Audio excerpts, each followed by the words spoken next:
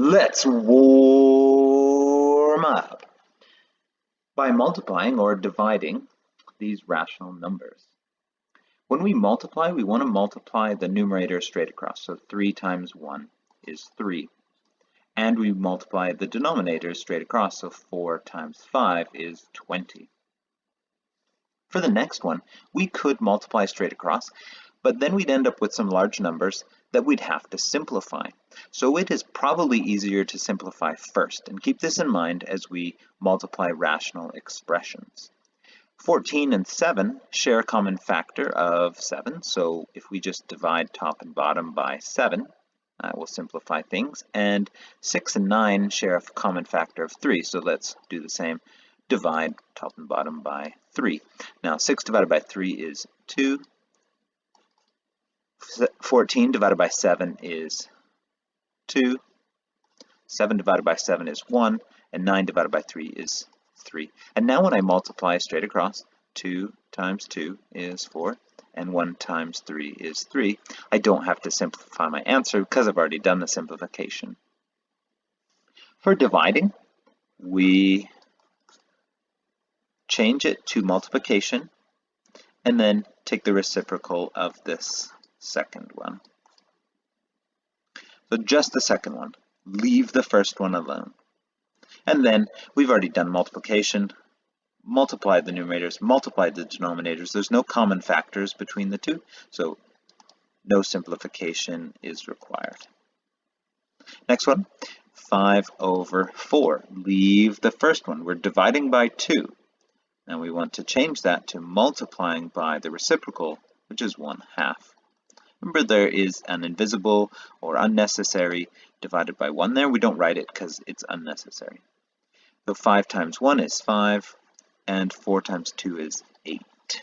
6.2, multiplying and dividing rational expressions. In general, we would have A times C and B times D when we multiply. And when we divide, we want to take the reciprocal of the next term, and then we're multiplying.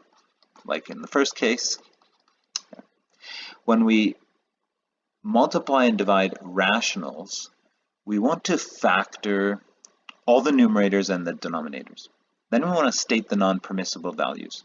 If we simplify away one of the factors, we don't want to lose that information.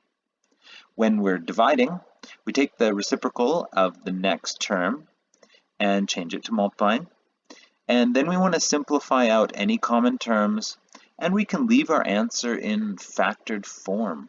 Example 1, we want to multiply these two rational expressions. Now we don't need to do any factoring here because they're just a bunch of terms. So let's write our non-permissible values. We don't have to worry about 15 or 8 because they're just numbers that never equal 0. It's just this n here. So this n would give us n cannot equal 0. All right, now we're ready to simplify. We've got an n here and one n here in the denominator. We've got another n here, and so we'll cancel out that final n. Then we've got a 5 here, so divide by 5 top and divide by 5 in the denominator. And that looks like all we can simplify, so now let's multiply the numerator together here, so we get 23m cubed. And in the denominator, 3 times 8 is 24. And it's lucky we wrote down our non-permissible value before we cancel it all out, because we don't even see n's in our final answer. Example 2. We want to multiply these two rational expressions. Let's start by factoring everything, and we start by looking for a common factor. And there's a common factor in the numerator, it's 2x. Once we factor that out, we'll be left with x squared plus 5x plus 6. I'm going to put this together here, x plus 7, because we're multiplying and we multiply the numerators together. We don't actually want to multiply them in, as in distribute them in. We just want to write them next to each other as if they're being multiplied. Look for a common factor here, it's 2x, and once we factor that out, we're left with x plus 7.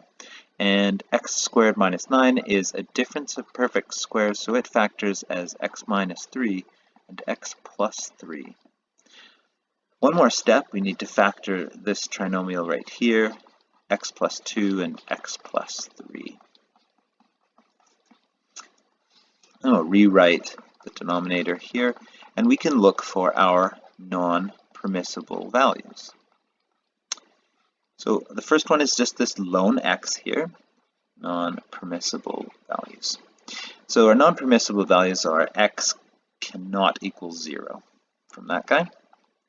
From this one, it's can't equal -7, because that would make that 0. This one would be 3, and this one -3. Let's write plus or minus 3. So those are all our non-permissible values written out. Now let's get to simplifying. We've got a 2x here and a 2x here. We've got an x plus 7 here and an x plus 7 here. We've got an x plus 3 here. We've got an x plus 3 here. So all we're left with is x plus 2 in the numerator and x minus 3 in the denominator. And if we wanted to write our non-permissible values as a restriction after this statement, just to let everyone know, it's x cannot equal 0, -7, or plus or minus 3. Example 3 is division.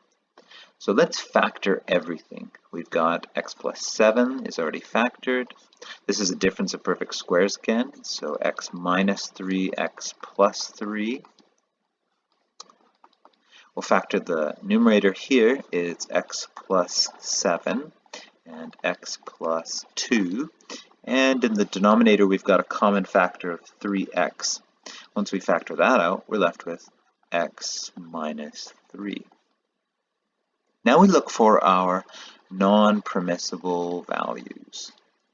And they would be wherever the denominator is going to be 0, so 3 and -3. And we look over here, this one will give 0. And this one will be 3 again. We don't want to write it again. Just repeating ourselves doesn't really help anything.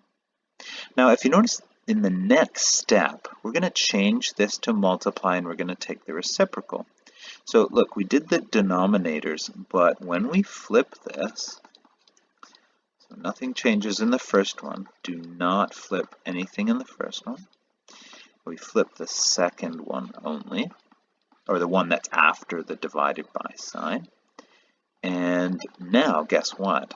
There's an x plus 7 and an x plus 2 in the denominator. So when we do our non-permissible values, we have to check in all 3 spots, because this one is in the denominator to start with, and this one will be once we flip it. Or if you wrote this as a huge, huge fraction, this one would be in the numerator of the denominator. I'll show an example coming up. But anyways, this one is -7 and -2. And now we can do our simplifications.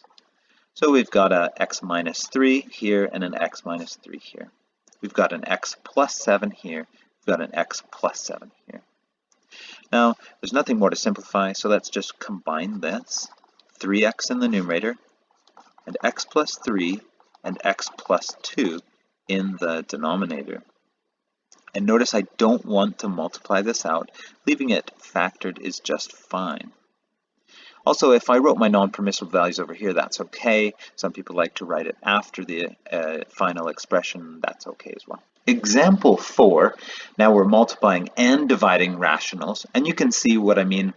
We've got a divided by a rational here, and so it's got a numerator and a denominator, and they're both in the denominator of this larger overall fraction. So firstly, let's factor. 3 looks like a common factor here. Let's get it out, and we're left with x plus 4. Next, we want to factor that, and it factors to 3x plus 4 and x minus 3. And this is a bit confusing, so I'm going to change this and just say I'm going to divide by this thing, 12 and 3x plus 4. And finally, I'm going to multiply by this. There's a common factor here. Take it out, I'm left with x minus 3, and x plus 4 looks good already. Next, I'm going to find my non-permissible values before I go any further. Remember, I need to look in the denominators, and also whenever I divide the numerator of that, because this is going to flip around, not this one, because this one does not flip around. It's only this one after the divided by sign. So we've got x negative 4 over 3. And we've got 3. We've got negative 4 over 3 again. We've got nothing coming from here. It's only a 12. And we've got negative 4 from that final term. All right, now we're ready to flip this middle term here and change it to multiply. So leave the first term. It does not flip. Only the term right after the multiply sign flips. Not the last term either. It's not after multiply sign, so it stays the same. Now I'm ready to simplify. So I've got a x plus 4 here and an x plus 4 here. So I've got a 3x plus 4 here and here. I've got an x minus 3 and an x minus 3. And I've got, if this starts to look too cluttered, rewrite everything that's left and then continue simplifying. So I've got a 3 and a 2 in the numerator, that's 6. And I've got a 12 in the denominator. And now it's much easier to see that that will simplify to 1/2. And it's lucky we wrote down all the non-permissible values before because we've lost all the variables. Example 5, we're dividing again. So let's factor first. This is a difference of perfect squares, so it factors to x minus 4, x plus 4. So now we've got a common factor of 4x, so let's factor it out, and we're left with x plus 2. I'm going to factor and flip this one in the same step. Multiplied by 16, and this one is just x plus 4 times x plus 4. And you can leave it as squared if it looks fine to you. Now we'll look for our non-permissible values before we cancel anything out and lose them. We've got this x alone. That means that x cannot equal 0. And we've got this one, and that will give us negative 2. We've got this one, which will give us negative 4. And we look here, because remember it's in the denominator, and there's nothing coming from 16. It's always 16. So just these three are non-permissible values. Now let's simplify. We've got an x plus 4 here and an x plus 4 here. We've got a 16 here and a 4 here, so this will change to 4, like 16 divided by 4 is 4. 4 divided by 4 is 1, so I don't need to write it. And then I can write what's left. So we've got a 4 here and a x minus 4 in the numerator. In the denominator, I have a x plus 2, and an x plus 4. And notice how I'm going to leave it factored. Don't need to multiply it together. This was part of Algebra and Number 5. Perform operations on rational expressions. We can multiply and divide and simplify rational expressions and determine the non-permissible values. Here's some questions to try out. See if you know what you're doing.